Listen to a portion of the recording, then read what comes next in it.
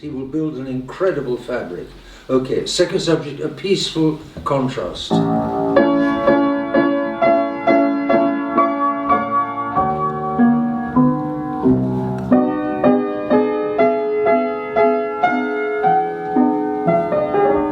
That's it, yeah. Those are those elements. And then the new melody comes at the beginning of the third section of the development. Right. Immediately after those crashing, So we have that.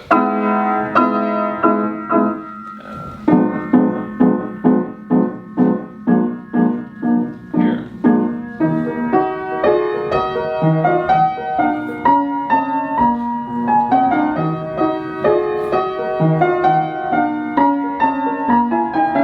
That's it. That's the new melody.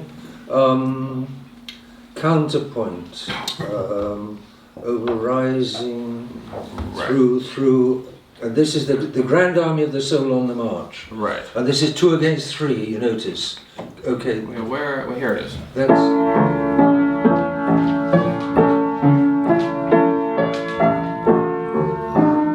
listen to the left hand, the bass.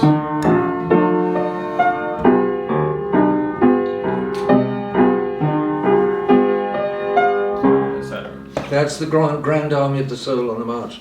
Napoleon, the army with which Napoleon invaded Russia was the Grand Army, La Grande Armée. And he captured Moscow, but it was useless because the Russians refused. They sat all around Moscow and refused to talk to him. So all he could do was go back to France, and he lost. There was only a small part, a relatively small part of the Grand Army that got back to France. And notice again the contrast, the constant contrast between passages of relative past peace and quiet and then stormy passages. It's not quite like the Appassionata, but it's something along the same lines. So, and then the first subject, which is the most important subject of all, is the spread E flat major chord. Right.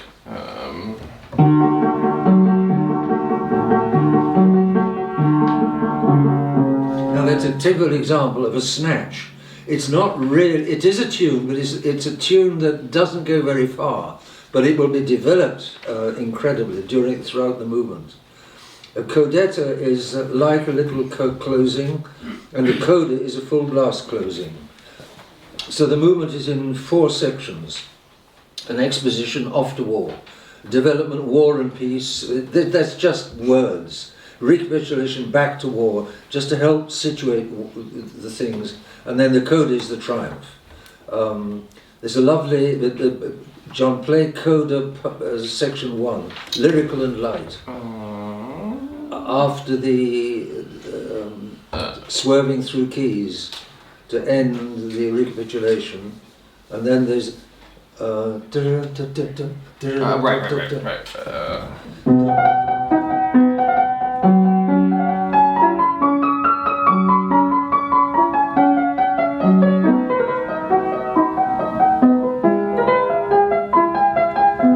There, for instance, you notice that the big theme, which is that, and it goes through various keys again, and the grand triumph repeated 4 times. There's a logical climax, a repeat of little TB, and then chords in syncopation to bring the whole movement to the end. It's a masterpiece, an absolute masterpiece. But it's introducing a new kind of music. It's music serving something new that it hasn't served before. And when the mode of the music changes, the walls of the city shake. In this case, the walls of the 19th century are being built. It's constructing a new world, and this is a symphony for the new world of the 19th century. I will comment as we go.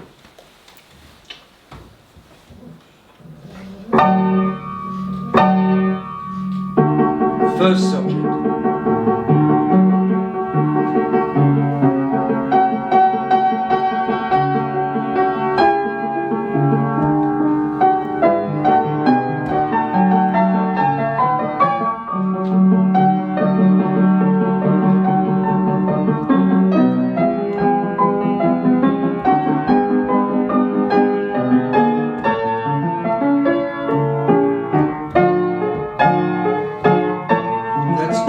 least 3 already.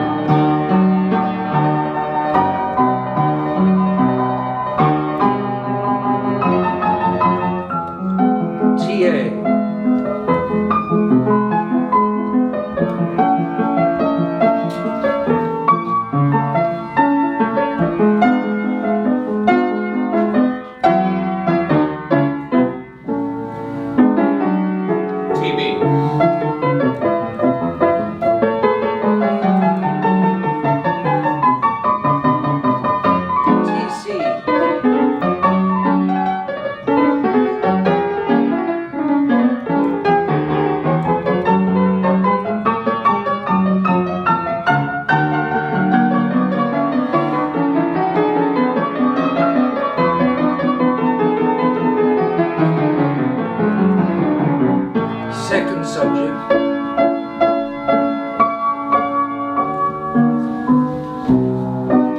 Peaceful contrast.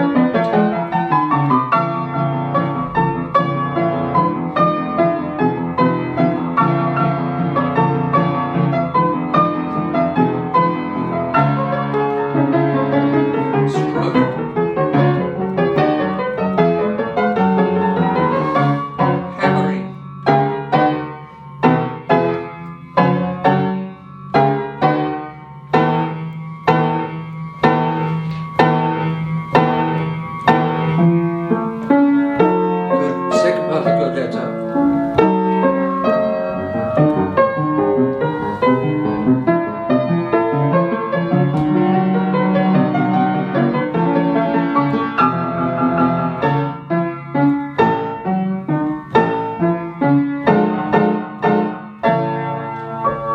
End of the exposition. And then there are like 4 sections of the development. Repose,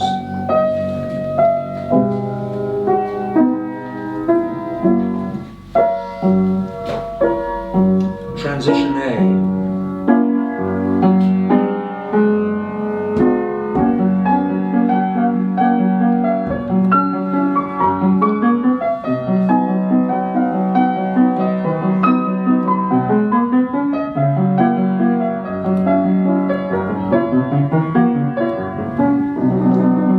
subject C minor, C sharp minor, combined with TC. You've got the first subject in the bass,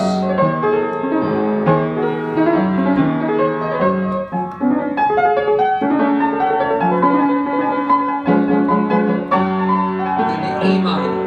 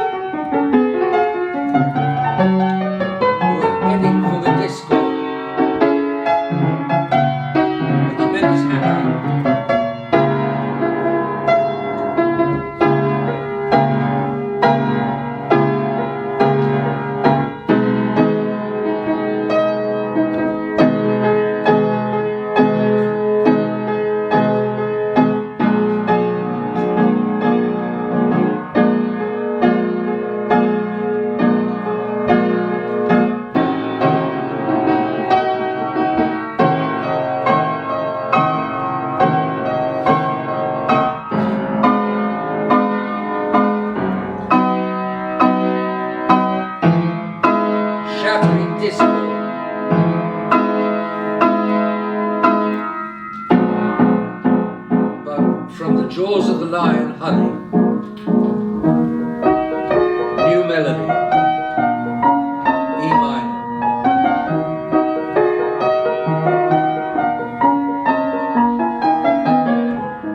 A minor.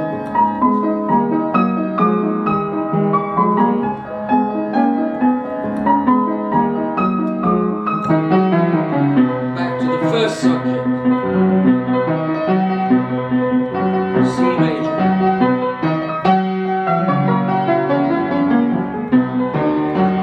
C minor.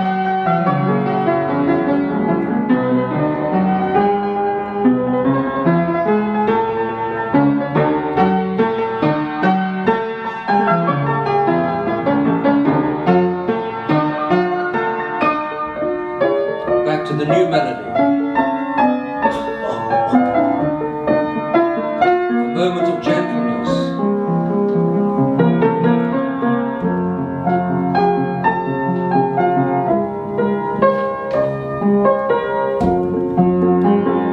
Now the Grand Army in march. This is the first subject. C. D flat. D.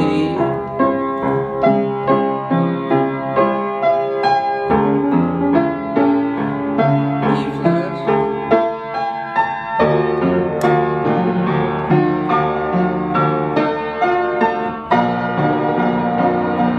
Storm.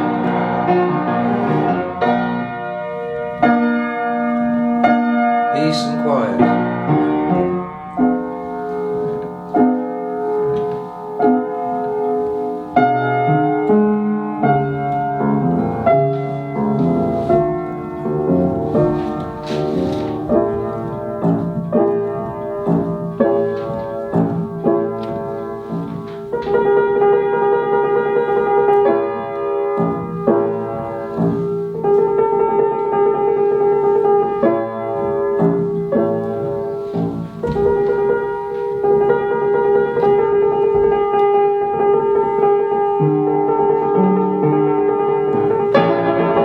Recapitulation. First subject, but notice the new keys. F, key of F.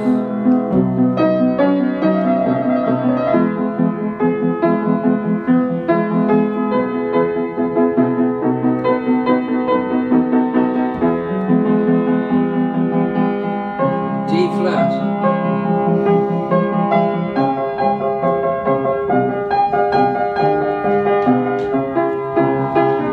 Back to the home key, E flat.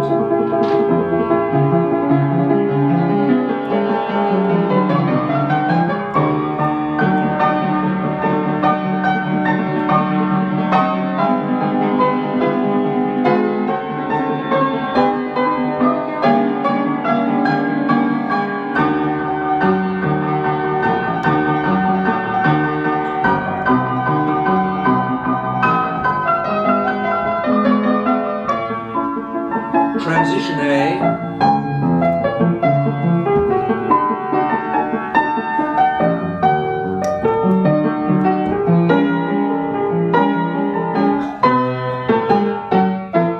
Transition B.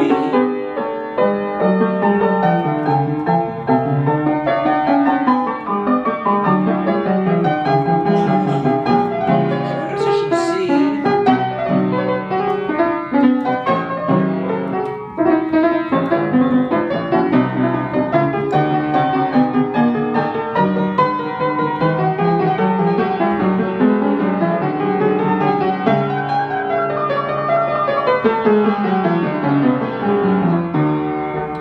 Second subject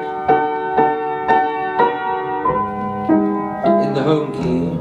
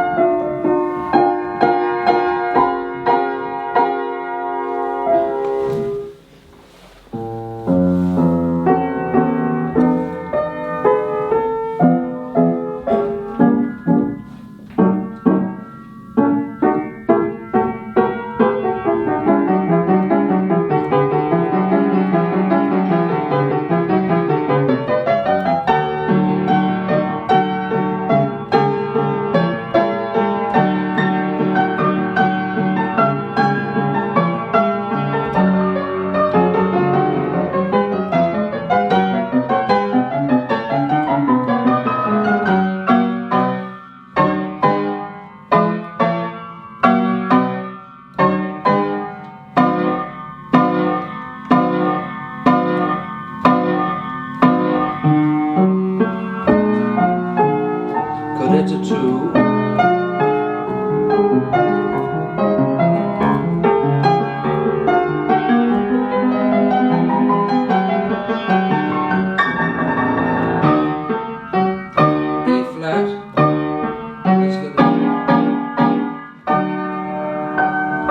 Through D flat,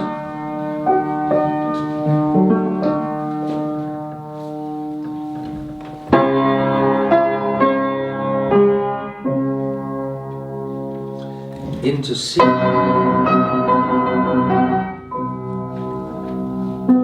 into the coda of the whole movement, lyrical and light.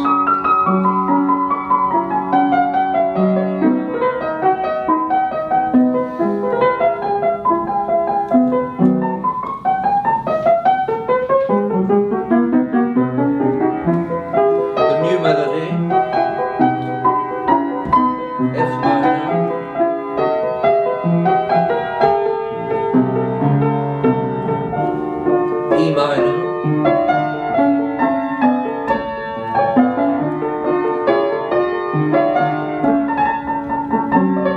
a light transition,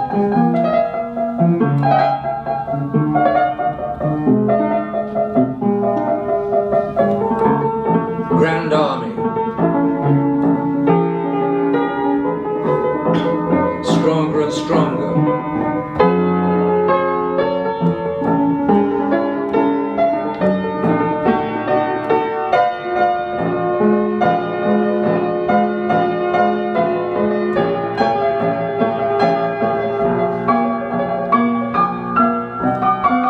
Dying back.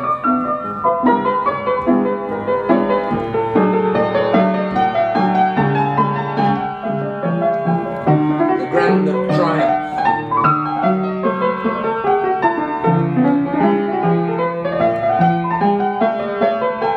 Second time.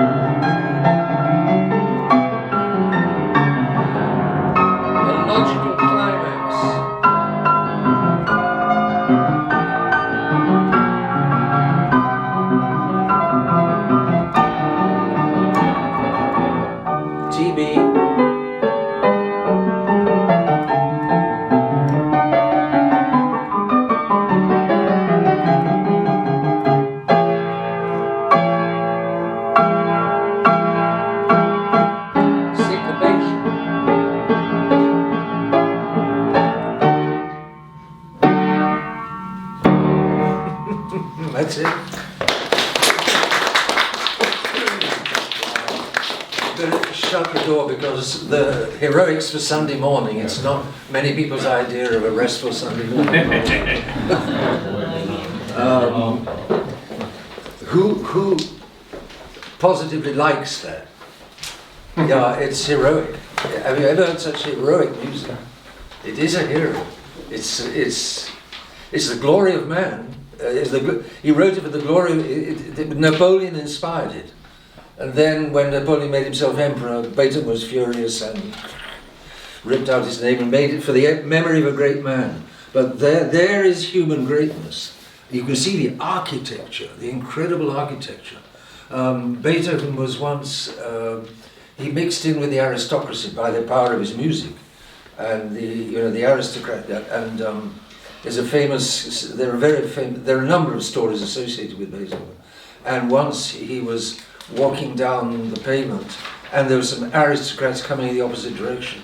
And whoever was walking with him said, "Hadn't you better get out of the way?" "No, I'm not getting out of the way. These aristocrats can get out of the way." That's the modern man. It's modern man. Away with the aristocracy was losing its grip. And it was no longer fulfilling its function, and so Almighty God allowed it to be incapacitated. You still have relics of the aristocracy in France, relics everywhere actually, relics all over Europe, but they are no more than relics. And the enemies of God have taken care to discredit the aristocracy. They've taken trouble they've attacked the morals of the aristocracy in order to discredit them and get them out of the way, as in the Protocols of Sion, so that they can secretly govern and direct the new quote-unquote democracies. So it's a punishment from God. And in the Protocols it says, we are going to, and that's written by the awkward people, and Henry Ford was a man of great common sense, an American manufacturer of great common sense, a famous manufacturer. He invented mass production, began the first mass production of Ford cars, and then the whole of the rest of industry began to imitate his. So he was a man of great common sense, realism, and he was an enemy of the enemies of God. He wasn't a Catholic, but he did have a pile of common sense. And he said, he once famously said, if you want to know whether the protocols are authentic, just look around you. Because the modern world has shaped itself according to the protocols. The protocols of the sages of Sion are like a blueprint of today's world. And that's, for Henry IV, the proof that they're authentic. And in the protocols it says, we are going to displace the aristocracy and we're going to take their place. And that's it. We're going to take their place, meaning we are going to be the secret governors of the behind and doing the real governing and directing of the nations, while we leave some dumb Gentiles to be the apparent governors. But when we want, we will get rid of them, like Boris Johnson has been got out of the way. My own guess, but I mean, this is not my domain. My own guess is that they got rid of him because he was not doing enough with their will. That's my guess. He was a puppet, but he wasn't enough of a puppet, so they're putting a Mrs. Truss in his place. That's modern politics, and it's all directed from behind the scenes by people who paint themselves out of the picture, so that nobody will know that it's really they who are governing, but it is. And they control the modern world, virtually. They've not got quite enough control yet, but give them a Third World War, and they reckon with the Third World War they're going to complete what the first two World Wars did to a great deal, gave them the power. So that's the way the world works. But again, you can say that spirit is already certainly in Beethoven, but the glory of man is there. And a great mind. Oh yes, I was going to say, Beethoven once made the aristocrats step aside, and one aristocrat once asked him, Beethoven, what property do you have? Property. He said, I'm not a property owner, I'm a brain owner. I own a brain, I don't own property. I think that was actually his brother that he said. Was it? To. Yes. His brother? His brother had a card that said, it was Johann von Beethoven, landowner, and Beethoven scribbled underneath, Ludwig von Beethoven, brain owner. That's a more accurate version. Yes. He didn't like his brother Johann. Yeah, and he tried to control his wife. Was it? Yeah, I think it was his wife, possibly. He didn't like the wife of Johann or something. Anyway, those in domestic life, Beethoven was a ruin. He couldn't. He tried. He sort of played the grand army with the succession of maids that tried to look after him, tried to look after his house and so on, and they ran away one after another. They couldn't stand the heat. They had to get out of the kitchen. Domestically, he was impossible. So there you are. But when it comes to music, then he's in his own domain, and then he's a master. It's an incredible piece.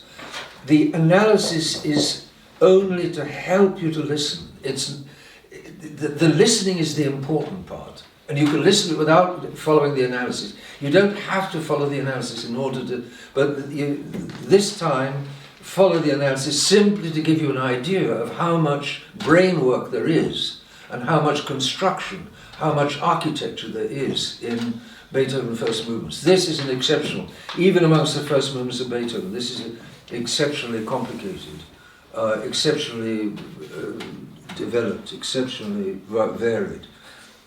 So there's a last and most glorious piece of Beethoven for this session, and now we're going to finish on a concerto of Mozart, which is one of those concertos we've referred to.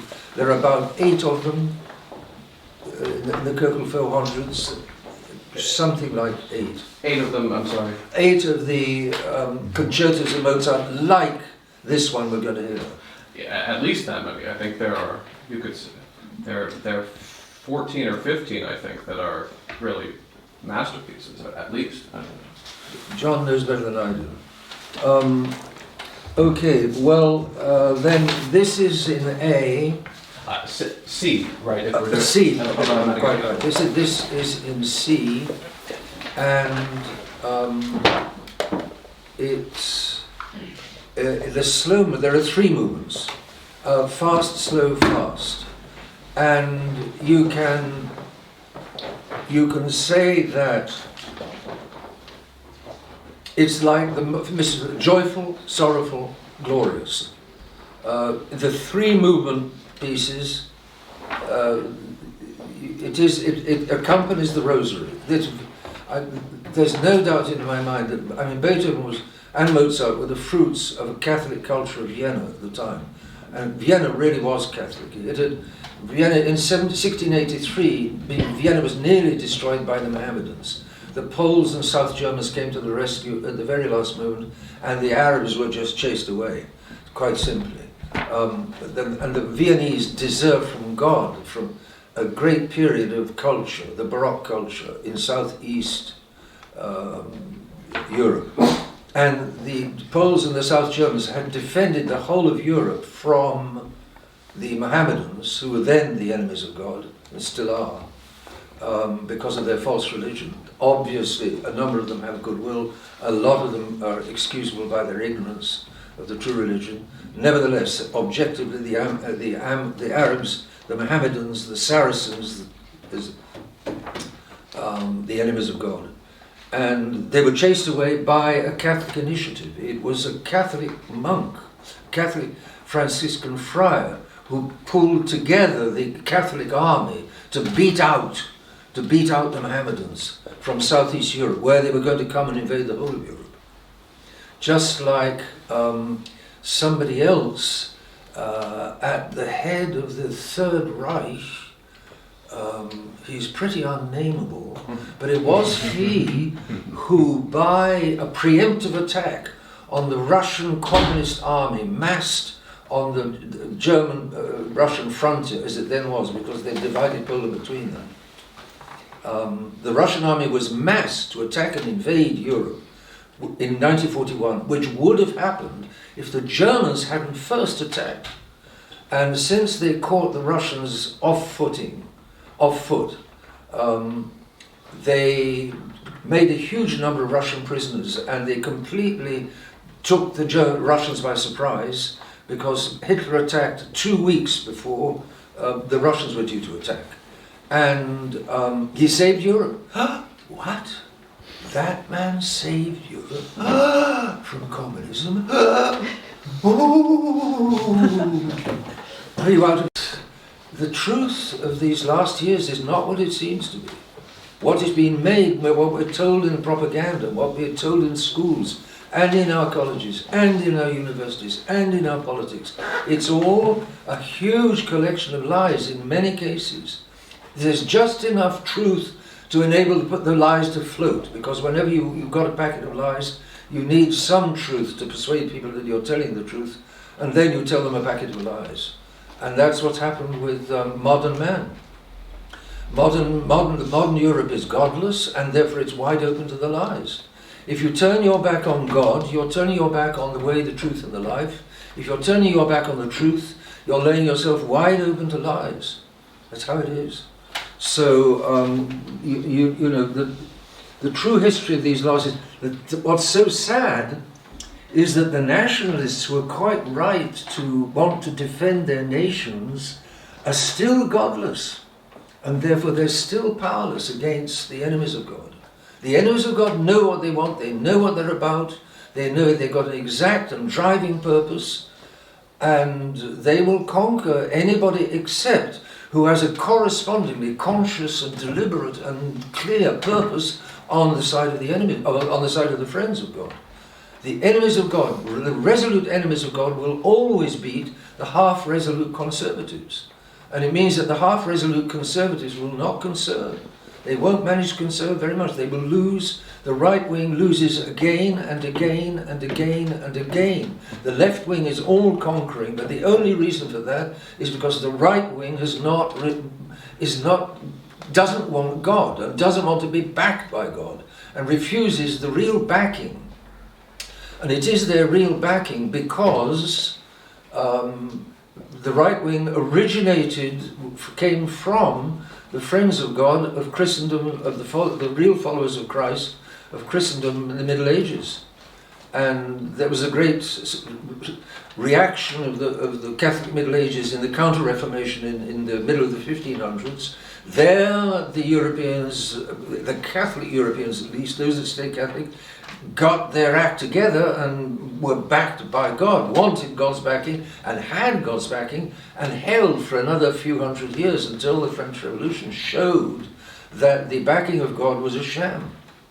And that's one reason why the left wing keeps on tearing the right wing to pieces, because the left wingers, many of them, accurately sense that the right wing is a sham.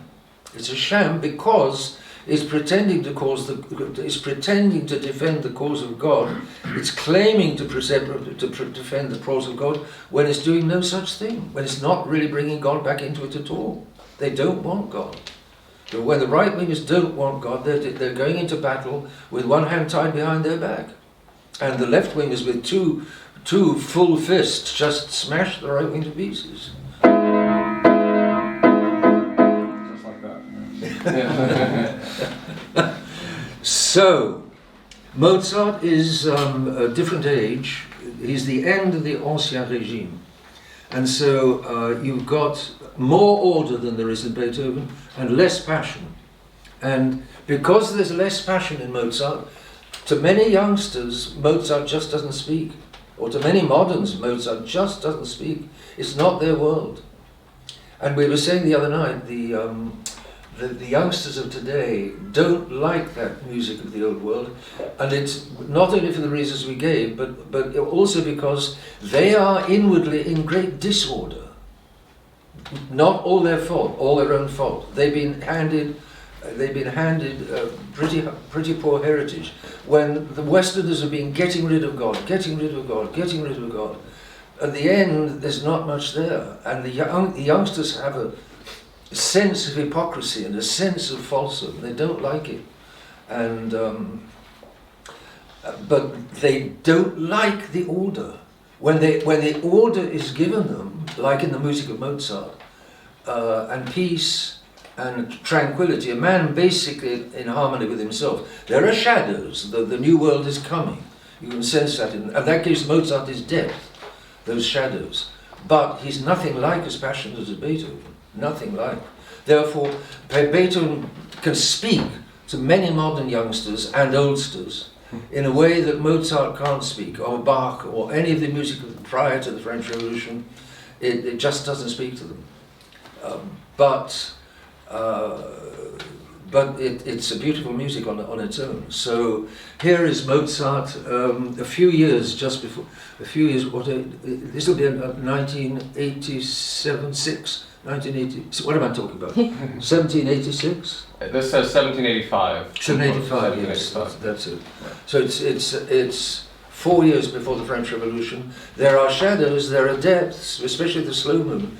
Slow movement is sometimes called Elvira Madigan because a film was made with that as overwhelming background music.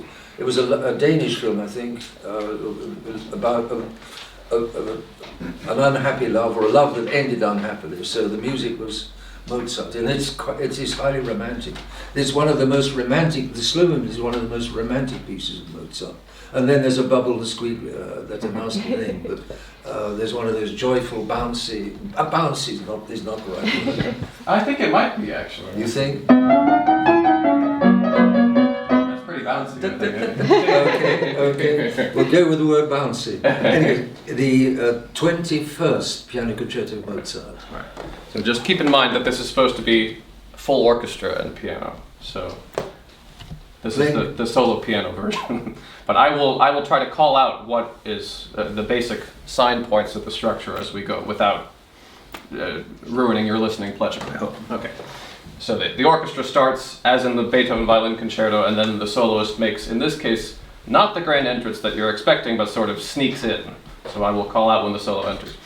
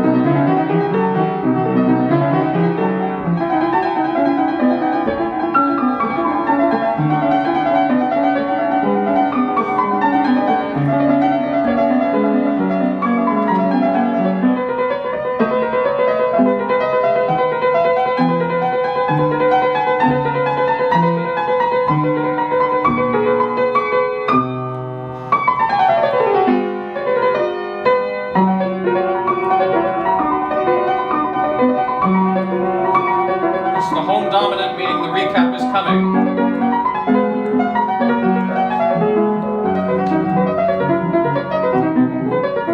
Recap.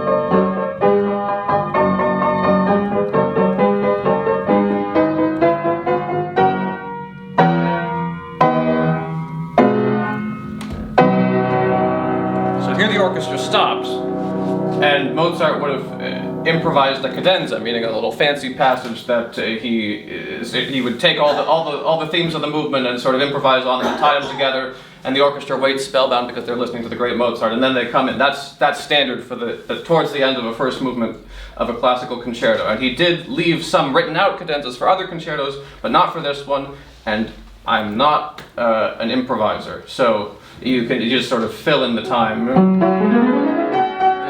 sort of go back to the first theme,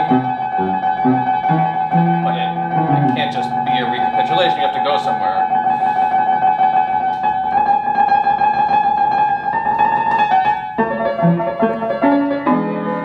That's an example of what you might do, and you have to get home somehow with a lot of fancy stuff, probably.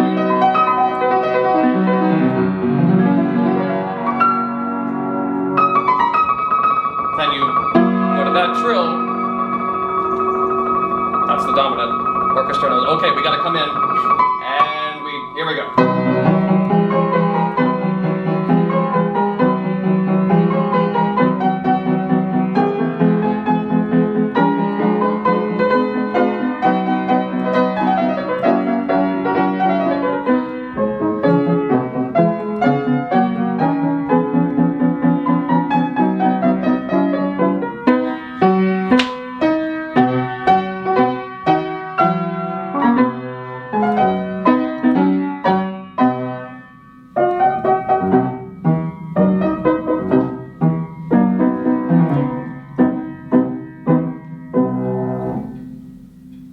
End of the first. Now the second movement. That's another workout. That first movement. It's symphonic. The strings are supposed to be muted in this movement, which gives it a very sort of atmospheric and beautiful color.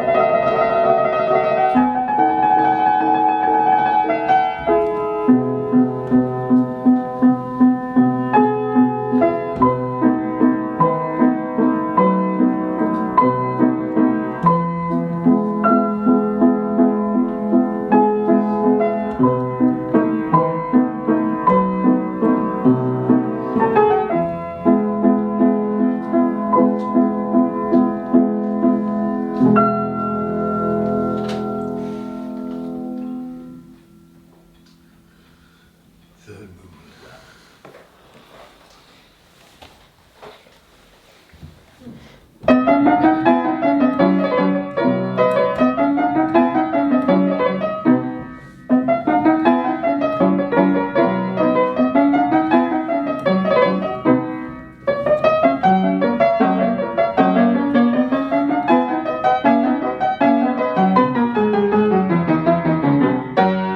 Here's the piano.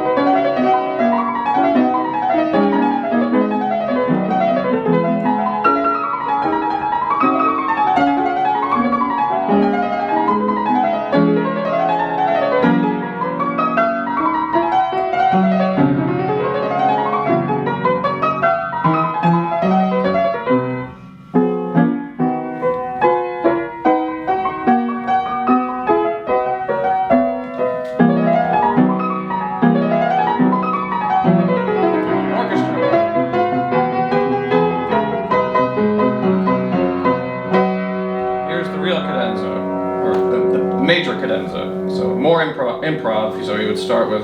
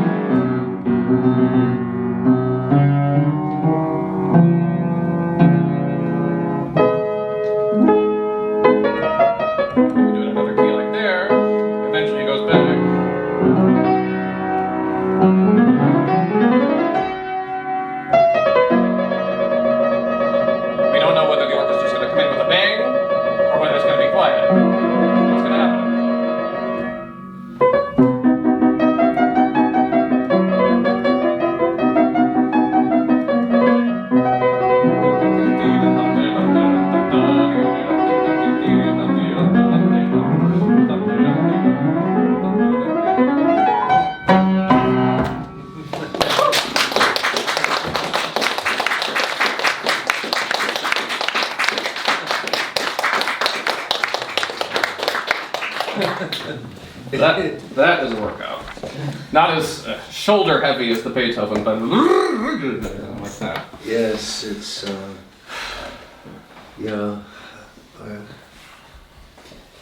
it's a fun piece. Mozart is fun. He has his moments of gravity, but he's fun. Beethoven is occasionally fun, but it's a heavier humour than Mozart. Mozart is light.